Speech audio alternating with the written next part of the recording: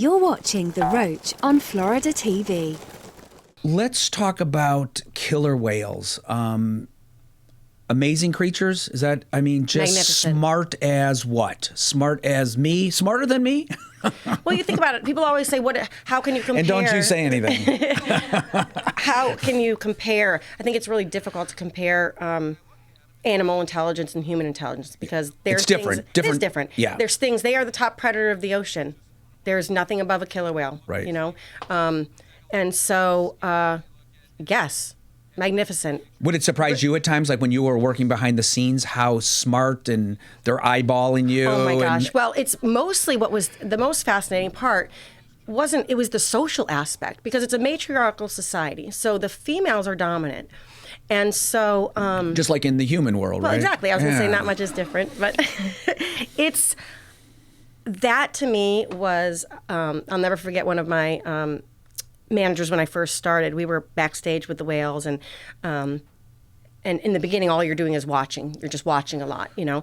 And so she points out, "Do you see her eye?" She's talking about one of the females, and I said, "Well, yes." And she said, "Do you see how she's kind of just tilted just a hair with her eye open?" And she's like, she's watching Right. everybody else. She's keeping everybody else in line.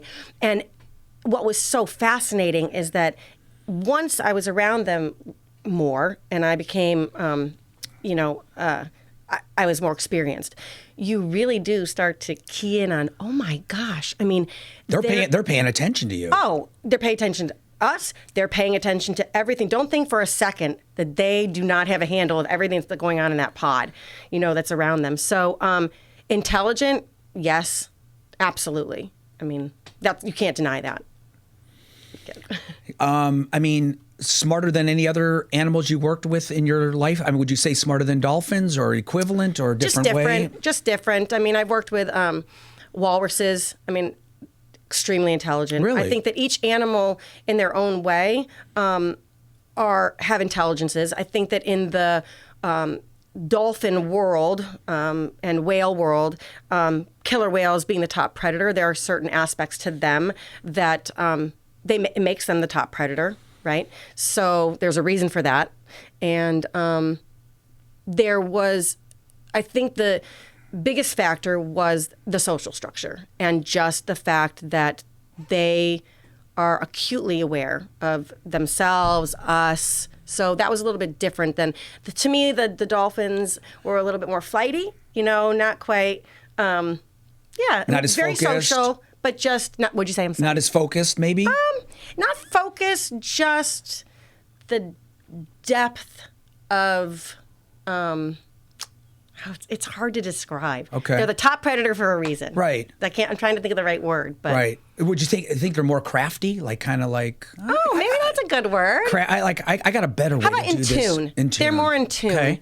You know, I think sometimes some of the other animals, you think about them as like a middle schoolers. You know, middle schoolers can be kind of flighty and go back and forth. But I think that the killer whales, they form a, like I said, a matriarchal society. There's a hierarchy.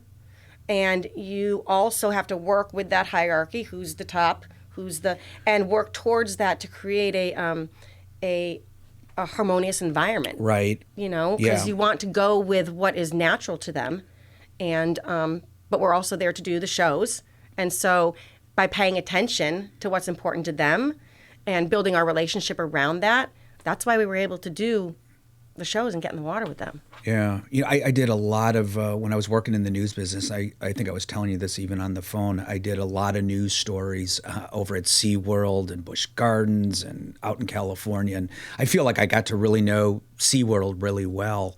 And my favorite thing was always when you guys did your shows and the whales just were doing their own thing and you guys were like, yeah, oh, well, that's... I know. And it was always funny to me because it was like, hey, nice try. And I don't think people really noticed. Like, you might have, like, you know, ask them to do a behavior. I'm not sure people even knew what was going on, but sometimes you'd ask the killer whale to go to the right or something. The thing is just sitting there, and you're all just like, okay, we got to move on. It made me laugh all the time. Unless we ended up having to just talk on stage and basically say, well, this is what it's like. To me, it's like a comedian whose joke died. It just died, and it's like...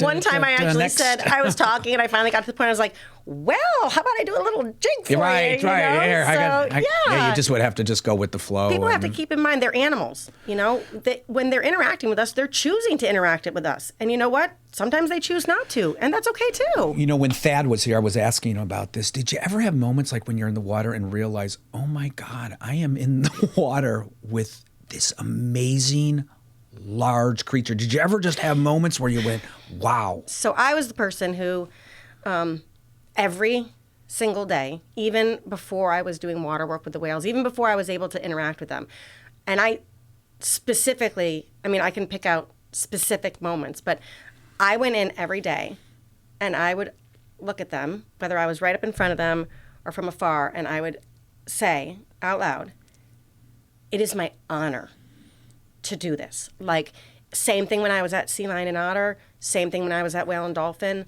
I always say I'm not an animal discriminator. You don't get a choice what animals you work with. It Right. just kind of pans out. So across the board, it was an honor, and there was never a day that I took it for granted. And yes, there were times, especially with things, because with the whales, they're so big. Yeah. And when you're doing stuff with them, like, it's so physical. Right. And I was telling people, like, when we would come out from the back and we would just be, like, laying on their bellies, and we would be, like, you could feel every muscle in their body.